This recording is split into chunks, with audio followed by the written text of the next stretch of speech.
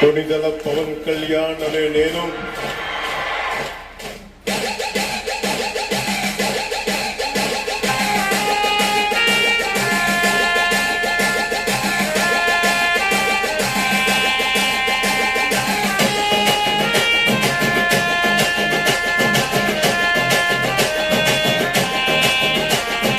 సైగా చేసిన బంటే సైన్యమైతము, నువ్వు మరల పడుదమంటే ఓ యుద్ధమైతము.